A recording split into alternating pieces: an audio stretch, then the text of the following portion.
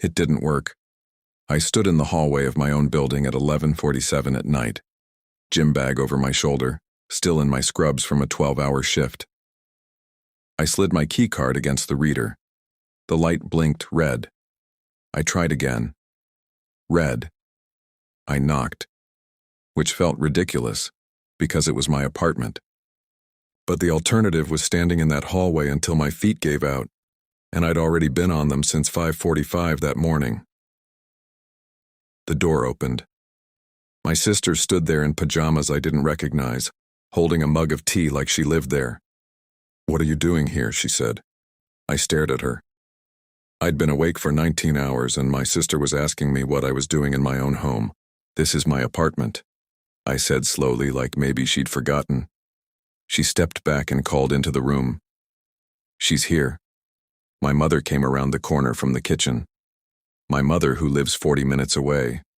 My mother, who I had not told I'd be working late, standing in my kitchen like she owned it, reading glasses on, phone in hand. "We need to talk," she said. She didn't look surprised to see me. She looked like she'd been waiting, like she'd rehearsed this. "What is going on?" I said. Not a question. I was too tired for question marks. "We were worried about you," my mother said. "You haven't been yourself. We made a decision." I asked what decision. She told me they had contacted the property management office, submitted paperwork to transfer the lease. My sister was going to be staying here now. They had already changed the access codes. I heard the words individually. They didn't arrange into anything that made sense. I had signed this lease. I paid rent on the 3rd of every month. I had lived here 2 years and 3 months. I had a peace lily on the windowsill and a coffee maker that took me 4 months to save up for. "You don't have the authority to do that," I said. "We spoke to someone in the office. It's already done." I picked up my gym bag off the floor. "Where are you going?" my mother asked. "I don't know," I said, and I left, because I didn't know what else to do. It was almost midnight. I had $42 in my wallet and a phone at 11%. I sat in my car in the parking garage. I didn't cry right away. I called a friend. No answer. I plugged my phone into the charger and sat in the dark. I didn't sleep that night. Every time I started to drift off, I'd jolt back awake, remembering where I was and why. Around 3 a.m., I started making notes in my phone. Everything I could remember. The time I got home. What my sister said. What my mother said. The suitcase through the bedroom door. I didn't know why I was writing it down. It just felt important to have it somewhere outside my own head. The leasing office opened at 8. I'd been awake 26 hours by then, still in scrubs, looking like someone who had slept in their car. Because I had, the woman at the front desk typed something. Her expression shifted, small, but I noticed, "Can you give me one moment?" A few minutes later, the property manager came out. Calm in the particular way that tells you someone has handled difficult situations before. She pulled up my account, confirmed my name, my date of birth, my move-in date. Then she went quiet. "I want to ask you something, and I need you to be honest. Did you contact this office in the last 10 days requesting a lease modification?" I told her no. She turned the monitor toward me. A work order submitted 8 days earlier. My name on it. The email address close to mine, but not exact. One extra letter in the middle. The kind of thing you'd miss skimming. The request asked to add an occupant to the lease, citing a family emergency.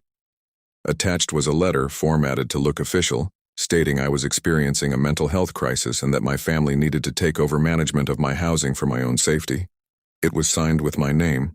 "Is that your signature?" she asked. I leaned in. It looked like my signature the way a photocopy of a photocopy looks like the original. The shape was there, but flat. Traced. "No, that's not my signature." She nodded. She wasn't surprised. That told me something.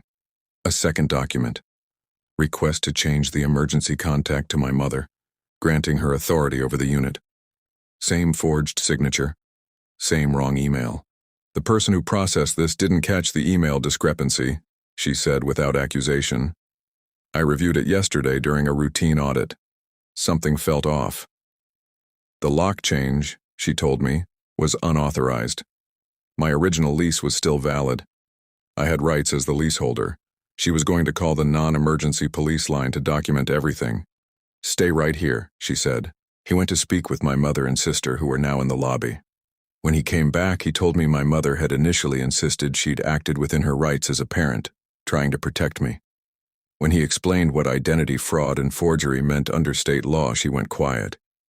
My sister became emotional, said she hadn't known the full details, that my mother told her it had been sorted out legally.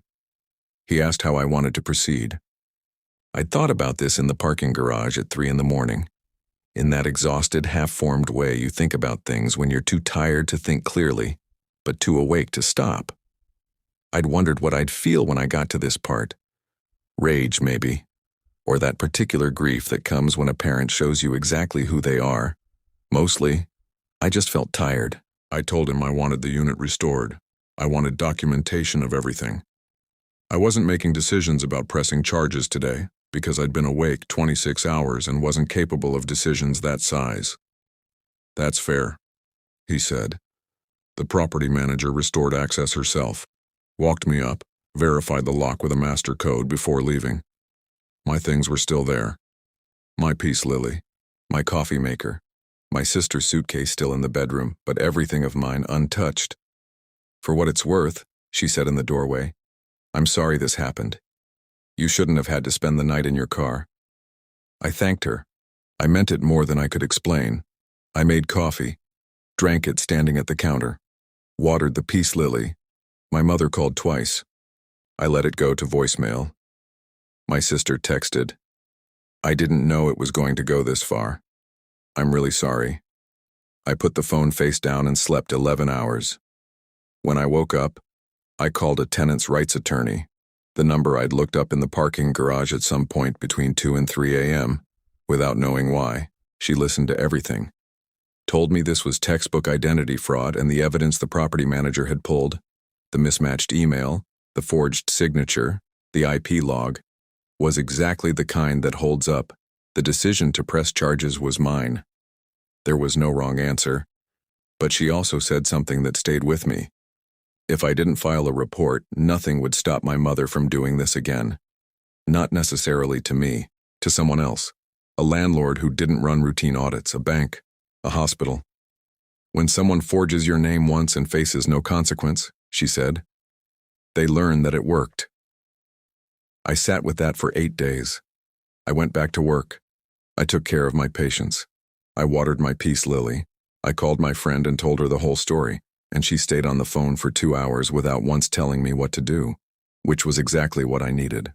8 days after that night in the parking garage, I filed the report. My mother hired an attorney. There were calls I didn't take, a letter I read once and filed away. My sister reached out twice more. The second time, I told her I needed space, and I'd reach out when I was ready. I haven't been ready yet. The case moved the way these things move, slowly with paperwork without a dramatic courtroom moment. What I can tell you is this. The forgery charge is documented. The evidence is on record. My name is on my lease, and my lease is valid, and the key card reader in the hallway blinks green when I hold my card against it now. I wanted a cleaner ending too. The version where my mother looked me in the eye and understood what she'd done. I'm not sure that version exists. If it does, I haven't seen it yet. What I have is this. I came home from a 12-hour shift and someone had taken my home and I got it back. Not because I was loud, not because I fought. Because a property manager ran a routine audit and noticed a signature didn't match and decided that mattered. Because I sat in a parking garage for 6 hours writing notes into my phone and then walked into a leasing office the moment it opened and told the truth. That's the part I think about most. Not the fraud. Not my mother's face. Not my sister's text. The audit. The signature that didn't match the file. Sometimes the system works because someone inside it decides to pay attention. My mother believed that if she moved fast enough, used the right language, invoked the right emergency, the machinery would just process it. For 8 days it did, until it didn't. The evidence existed before anyone looked for it. It was just waiting. I water the peace lily every Sunday, it's doing fine. That's where I start every week now. Something small, something alive. something I'm responsible for. It turns out that's enough of a foundation to build the rest of the day on.